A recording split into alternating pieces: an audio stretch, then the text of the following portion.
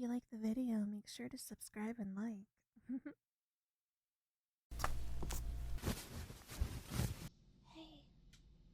Hey, are you still up, big brother? Seriously, you always say you're going to listen to me and help me, but then I find you trying to fall asleep. You're such a lazy big brother. But whatever. My teacher said I should practice reading this out loud, and you're the only one around, so you're stuck with me, loser. Let's get comfortable, okay? Here, rest your stinky head on my lap, not like anyone else would let you. I'll try to keep my voice soft, nice, and slow, so you can relax while I go through this. But don't blame me if you actually learn something for once. Okay, so my report is about the murder of Julius Caesar. Yeah, that's Caesar. The Roman guy. Dictator, general, politician, super important. And also apparently very bad at nothing when people are about to stab him.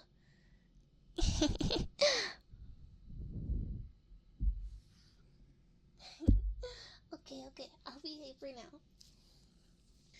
So, we start in the late Roman Republic. By this point, Rome wasn't really functioning the way it was supposed to anymore. There were constant political struggles between different factions, mainly the Optimates, who supported the traditional Senate elite, and the Populares, who claimed to represent the common people. Caesar aligned himself more with the Populares, at least politically, but really, he was ambitious. Like, really ambitious.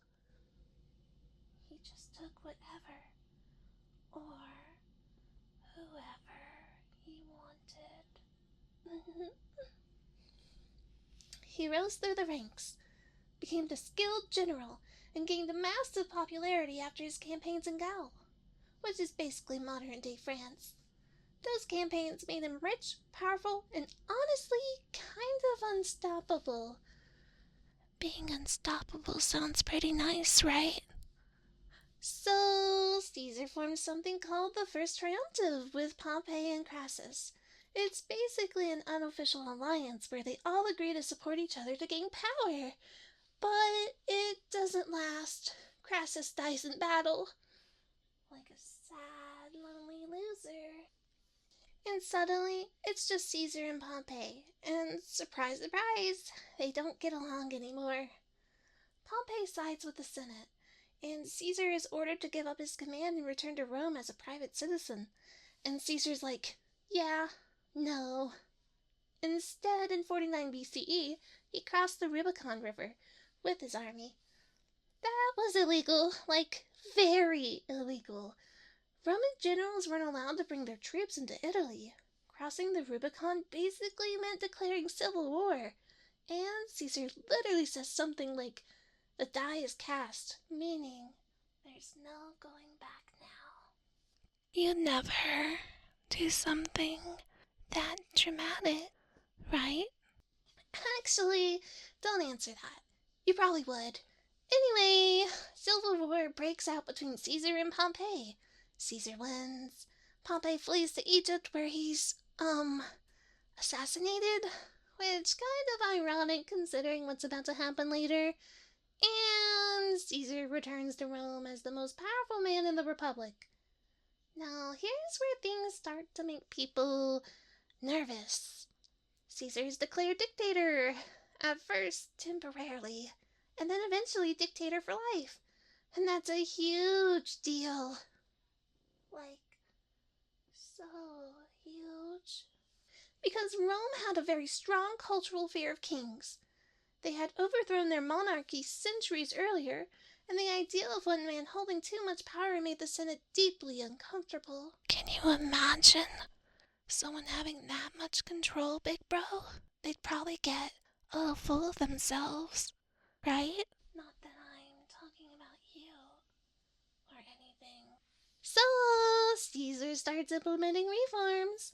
Some of them were actually pretty good. He reorganized the calendar, reduced debt, gave land to veterans, and tried to stabilize the government. But he also centralized power around himself. He filled the Senate with his supporters, accepted honors that made him seem almost royal, and generally acted in ways that made people worry he was becoming a tyrant. And that's when the conspiracy starts forming. A group of senators, 60 or so, begin plotting to assassinate Caesar. They call themselves the Liberators. They claim they're doing it to save the Republic. But honestly, some of them are probably just jealous. Or afraid of losing their power. Two of the most notable conspirators are Brutus and Cassius. Brutus is especially important because Caesar supposedly trusted him. Some sources even suggest Caesar saw Brutus almost like a son, which makes what happens next kind of worse. You never betray me, right, big brother? The assassination is planned for the Ides of March. That's March 15th, 44 BCE. The Senate is meeting at the theater of Pompeii, and Caesar is supposed to attend. Now there are all these little warning signs, like a soothsayer supposedly tells Caesar to beware the Ides of March. His wife, Calpurnia, has nightmares about his death and begs him not to go, and there are even rumors that he received written warnings about the plot. But Caesar ignores them all. You'd listen to me if I warned you about something, right? You'd better. So Caesar arrives at the Senate. Everything seems normal. The conspirators gather around him, pretending to present a petition. One of them, Lucius Cimber, approaches and grabs Caesar's toga like he's asking for a favor, distracting him. That's the signal. Suddenly, they attack. Caesar reacts, tries to defend himself.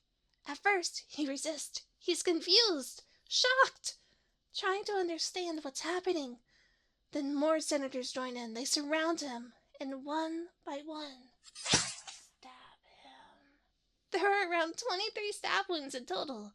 Though, interesting, only one of them is actually considered fatal.